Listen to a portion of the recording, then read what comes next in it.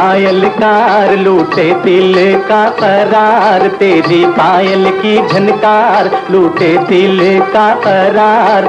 अजी भैया तुम्हारा जवाब नहीं। बिस्मिल्लाहिर्रहमानिर्रहीम। अस्सलामुअलैकुम वरहमतुल्लाहि वबरकातुह। जी नाज़रीन, अज के व्लॉग दे विच मैं तुहानूं पाकिस्तान के मशहूर अदाकार नदीम बेग के बारे दसांगा कि उन्होंने सन 1968 दे विच एक फिल्म संग दिल बनी सी। उहदा मुआवजा 1 लाख रुपया उस वक़्त दे विच लिया। उस वक़्त सारे जिहड़े हीरो हीरोइन आंदे सी उन्हां दा मुआवजा 25,000 सी। सिर्फ एक अदाकार मुहम्मद अली साहब का मुआवजा 35,000 रुपया सी। ते अदाकार नदीम ने शबाब किरानवी दे नाल किहड़ा ऐसा ट्रिक खेडिया कि उन्होंने 1 लाख रुपया मिल गया। तो उस वक़्त दे विच 1 लाख रुपये की बड़ी वैल्यू सी सन 1968 दे विच। इस दी मुकम्मल तफसीलात अज दी इस वीडियो दे विच मैं तुहानूं दसांगा। लो जी, जे चैनल ते नवे हैं तो चैनल नूं सबसक्राइब लाइक और शेयर जरूर कर दिया करो और नाल नाल घंटी दे बटन नूं भी दब दिया करो ताकि जिहड़ी भी नवी वीडियो अपलोड होवे उहदा नोटिफिकेशन तुहाडे तक पहुँच सके। इस तरह तुसी मेरी वीडियो वेख सकते हो और वीडियो नूं वेख्या भी करो ताकि असी नवी नवी तहकीक करके स्टोरियां तुहाडे सामने लिया सकीए और तुसी लुत्फ अंदोज हो सको। ते बड़ी मेहरबानी, शुक्रिया। अदाकार नदीम बेग साहब बहुत बड़े पाकिस्तान फिल्म इंडस्ट्री के एक असासा से ते उन्होंने अदाकारा शबनम दे नाल बड़ियां फिल्मां दे विच काम किया और बड़ियां सुपर हिट फिल्मां दित्तियां और फिल्म इंडस्ट्री दे विच उन्हां दी सुपर हिट जोड़ी सी, मन्नी दनी जोड़ी सी। ते उस वक़्त जिस वेले अदाकार नदीम साहब फिल्म इंडस्ट्री दे विच आए उस वेले सिर्फ पाकिस्तान दे विच अदाकार मुहम्मद अली और अदाकार वहीद मुराद साहब उर्दू फिल्मां दे विच ज़्यादा हीरो आंदे सी। इन्हां ने अपना सिक्का जमाया होया सी। अदाकार नदीम साहब ने सन 1967 दे विच फिल्मां दे विच कदम रखिया। इन्हां ने सब तो पहला चकोरी फिल्म जिहड़ी सन 1967 दे विच हदायतकार एहतशाम साहब ने बनाई सी, उन्हां दी फिल्म दे विच काम कीता। इस चकोरी फिल्म फिर बड़ी हिट हो गई सी। ते 1968 दे विच फिर शबाब किरानवी साहब ने अपनी फिल्म संग दिल बनाने का इरादा किया और उन्होंने इहदे विच फिर अदाकारां नूं देखिया किनू किनू कास्ट करना। उन्होंने इहदे विच फिर अदाकारा दीबा नूं बतौर हीरोइन कास्ट किया। ते नाल हुण इह वेखदे सी कि इहदे नाल हीरो किनू लईए।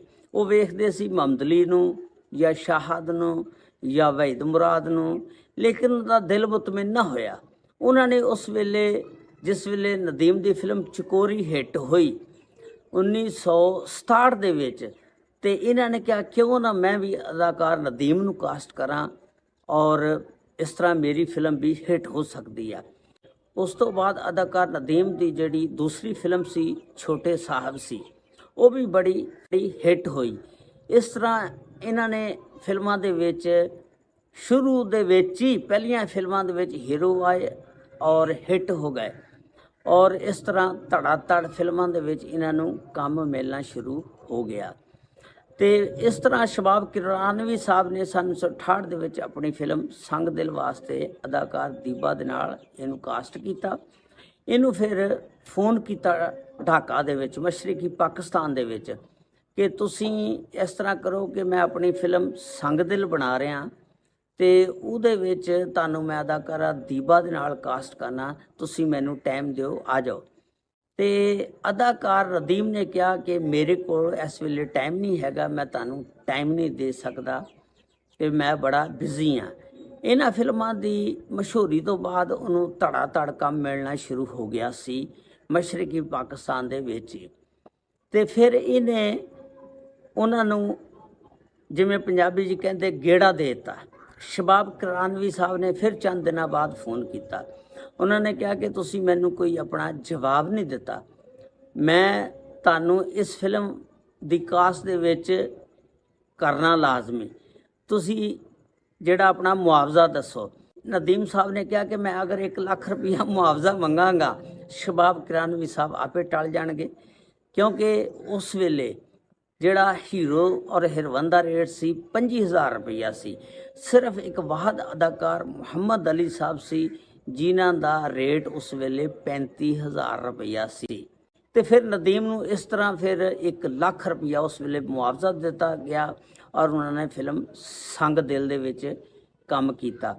ਇਹਦਾ ਸਬੂਤ ਆਓ ਮੈਂ ਤੁਹਾਨੂੰ ਉਹ ਇੰਟਰਵਿਊ ਦਿਖਾਣਾ ਜਿਹੜਾ ਯੂਨਸ ਹਮਦਮ ਸਾਹਿਬ ਨੇ ਦਿੱਤਾ।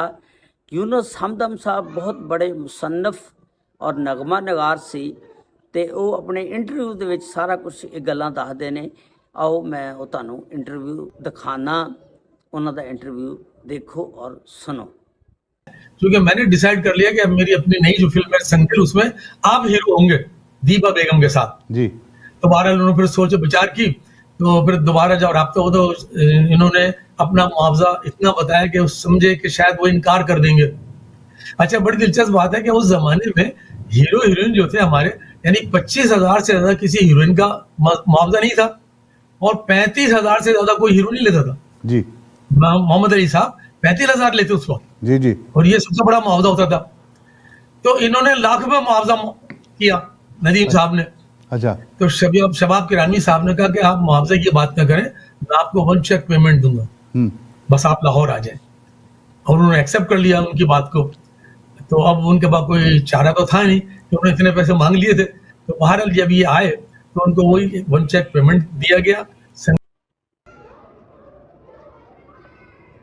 ਇਹ ਜਿਹੜਾ ਤੁਸੀਂ ਗੱਲਾਂ ਸੁਣੀਆਂ ਯੂਨਸ ਹਮਦਮ ਸਾਹਿਬ ਦੀਆਂ, ਉਹਨਾਂ ਨੇ ਦੱਸਿਆ ਕਿ ਫਿਰ ਜਿਹੜੇ ਬਾਕੀ ਫਿਲਮ ਸਟਾਰ ਸੀ, ਹੀਰੋ ਹੀਰੋਇਨ ਸੀ, ਉਹਨਾਂ ਨੇ ਵੀ ਫਿਲਮ ਸਾਜ਼ਾਂ ਨੂੰ ਆਪਣੇ ਮੁਆਵਜ਼ੇ ਨੂੰ बढ़ाने का तकाजा किया। उन्होंने कहा कि साडा मुआवजा भी बढ़ाओ।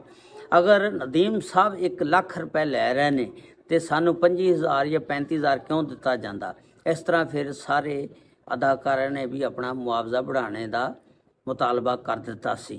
इस तरह ये स्टोरी सी जिहड़ी अदाकार नदीम साहब की दसनी सी कि उन्होंने उस वेले सन 1968 दे विच जदों संग दिल फिल्म बनी आ 1 ਲੱਖ ਰੁਪਏ ਦੀ ਕੀ ਵੈਲਿਊ ਹੋਏਗੀ, ਤੇ ਬਹੁਤ ਵੈਲਿਊ ਸੀ। ਅੱਜ ਦੇ ਦੌਰ ਦੇ ਹਿਸਾਬ ਨਾਲ ਤਾਂ ਬਹੁਤ ਜ਼ਿਆਦਾ ਵੈਲਿਊ ਬਣਦੀ ਹੋਣੀ ਆ, ਕਿਉਂਕਿ ਹੁਣ ਤਾਂ ਸਾਡੇ ਰੁਪਈਏ ਦੀ ਕੀਮਤ ਹੀ ਬੜੀ ਘਟ ਗਈ ਆ।